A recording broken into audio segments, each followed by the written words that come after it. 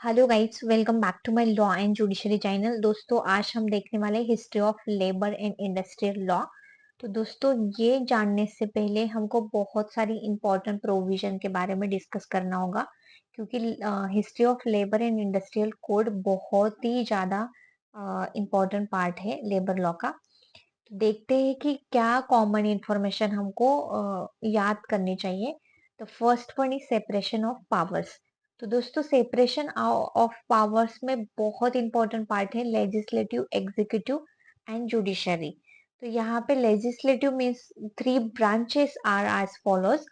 तो यहाँ पे separation of power means that the three branches of government are separated. तो यहाँ पे फर्स्ट वन है legislative, the part that makes laws. जो लॉ बनाते हैं उसको लेजिस्लेटिव कहा जाता है। Executive, the part that carries out, executes the laws. And the judiciary branch, यहाँ पे इंटरप्रिटेशन ऑफ लॉज और इम्प्लीमेंटेशन ऑफ लॉज कहा जाता है। तो ये बहुत ही इंपॉर्टेंट पार्ट माना जाता है सेपरेशन ऑफ पावर का। Now come to the point कि हम लोग लेबर लॉ के रूल्स और रेगुलेशन जानने से पहले हमें ये पता होना चाहिए कि what is the difference between rule and regulations. तो देखते हैं रूल्स एंड रेगुलेशन में क्या डिफरेंस होता है। बहुत बेसिक सा डिफरेंस होता है। First, rule are specific guidelines और instructions created by an organisation और authority to regulate behaviour and activities.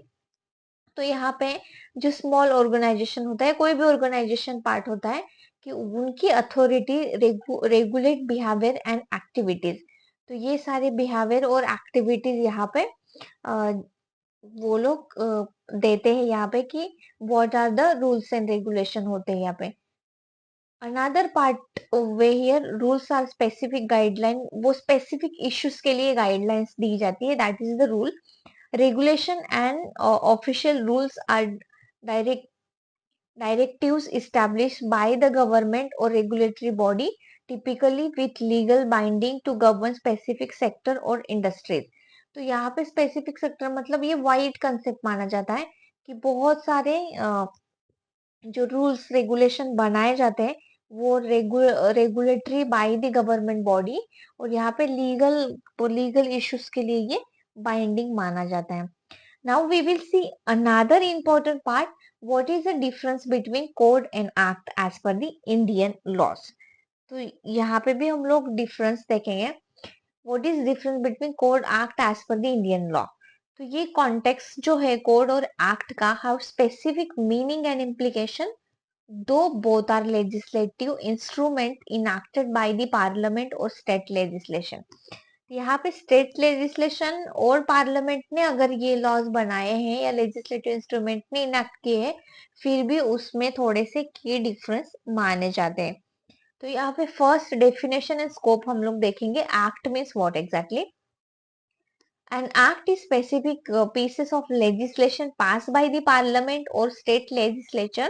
It address a particular issue or set of issues. यहाँ पे एक इश्यू के बारे में डिस्कस किया जा सकता है या सेट ऑफ इश्यूज के बारे में डिस्कस किया जा सकता है। For example, the right to information act 2005 dress the right to information for citizen. तो यहाँ पे राइट टू इंफॉर्मेशन जो एक्ट है, वो right to information for citizens का जो इंफॉर्मेशन एक्ट में उनके लिए जो राइट्स दिए गए हैं उसके बारे में डिस्कस। तो ये स्पेसिफिक इशू हुआ। Those are related to the information act only. Whatever यहाँ पे इंफॉर्मेशन दी गई है इंफॉर्मेशन एक्ट में, वो इनएक्ट करने के, वो उसके बारे में डिस्कस करने के लिए एक्ट बनाया गया। Now come to the point, code. Code is a comprehensive and systematic collection of laws, rules or regulations that cover a particular area of law. तो यहाँ पे रूल्स भी आएंगे, रेगुलेशन भी आएंगे, but that will cover under the particular area of law. Codes are indeed to be exhaustive in a nature, comprehension all aspects of the law subject they are governed। यहाँ पे for instance the Indian penal code. तो यहाँ पे last का जो Indian penal, अभी भारतीय न्याय संहिता, तो यहाँ पे इंडियन पिनल कोड जो है उसमें is a complete code that consolidate and define the criminal law of India.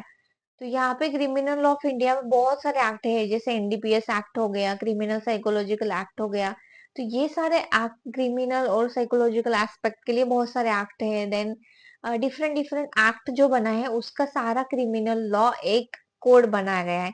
तो डिफरेंट रूल्स रेगुलेशंस और लॉस को कंसोलिडेट करके एक कोड बनाया जाता है, उससे कहते हैं दैट क्रिमिनल कोड। क्रिमिनल्स मतलब क्रिमिनल एक्टिविटीज के लिए क्रिमिनल कोड बनाया गया है। तो these are the important difference between act, code, rules, regulation. This is the things. So before I start historical part of the labor and industrial legislation, you must understood the concept of those concept that which is important to understand the labor codes. Thank you so much guys to follow the lectures, and if you want more related consent, just let me know. I will again prepare these points. Thank you.